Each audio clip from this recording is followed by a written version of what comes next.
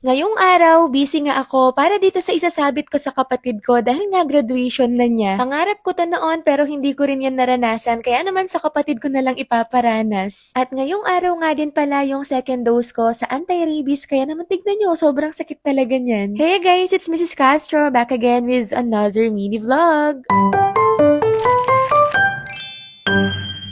For today's vlog, inaayos ko nga tong money garland ba to? Yung tawag dito, yung isasabit guys sa mga nag-graduate. Basta yun na yun, eto nga inaayos ko na sila tapos nilalagyan ko na ng mga blue bills. Ngayong araw kasi graduation nga ng bunsong kapatid ko tapos cum laude pa siya. Tatlo kaming magkakapatid, panganay ako, tapos yung bunso yung mag-graduate ngayon tapos lahat kami nakapagtapos na ng pag-aaral. At itong bunso na to, siya talaga yung pinakamatalino sa amin kaya alam ko deserve niya din to. Sabi ko nga sa inyo, hindi ko to naranasan noon kaya naman sa kapatid ko, sa kanya ko na lang ipaparanas. Diyos ko, nai-imagine ko na yung ngiti niya naabot hanggang tenga. At dahil nga mabait yan sa atin niya, deserve na deserve niya to. At after nga niya, nagbihis ako kasi nga ngayon yung second dose ko ng anti-rabies. Hindi pa nga fully recovered yung na-inject ko kasi hanggang ngayon medyo mabigat at masakit pa. Tutusukin na naman. Pero okay lang yan kasi alam ko hanggang 3 dose lang naman yata to. Naisip nga naming magkotse, ang kaso lang mahirap kasi yung parkingan doon kaya naman nag-e-bike na lang kami. Nagdala na lang kami ng payong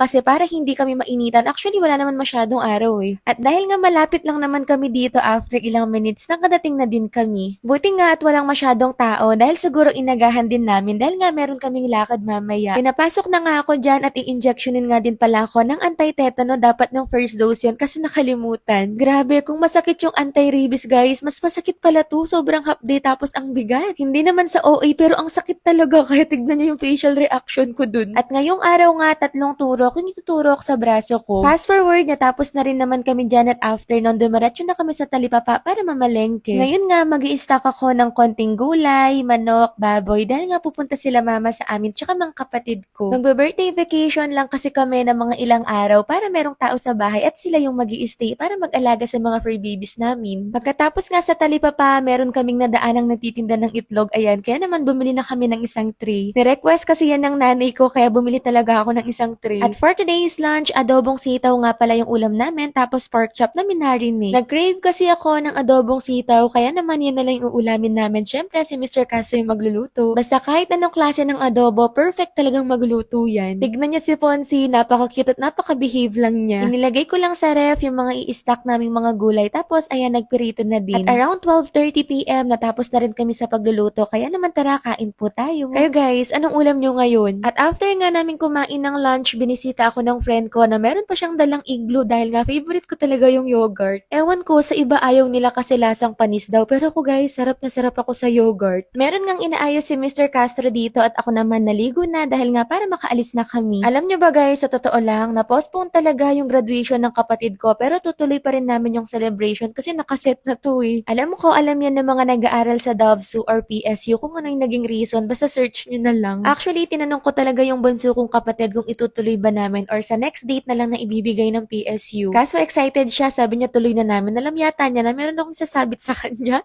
Charot.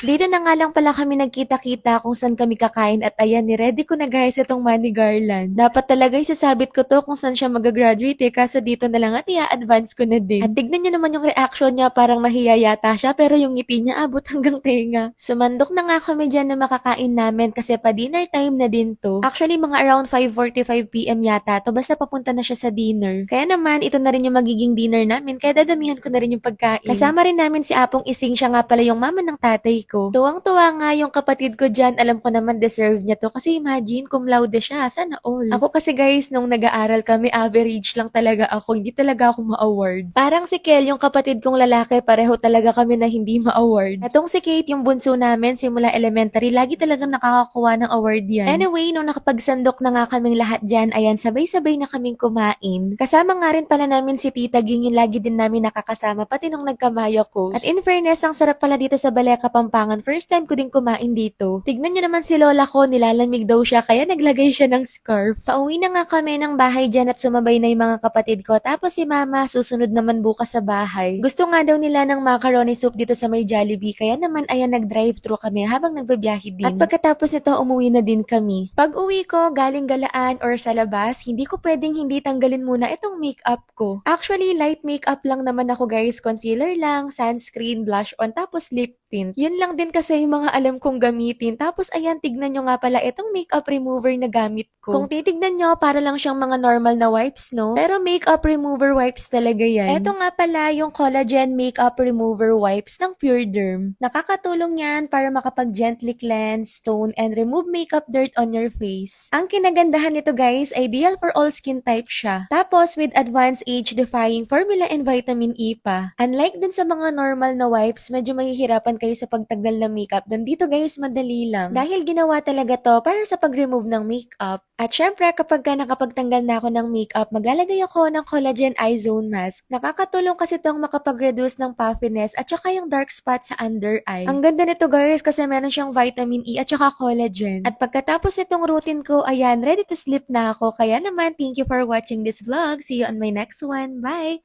Mwah!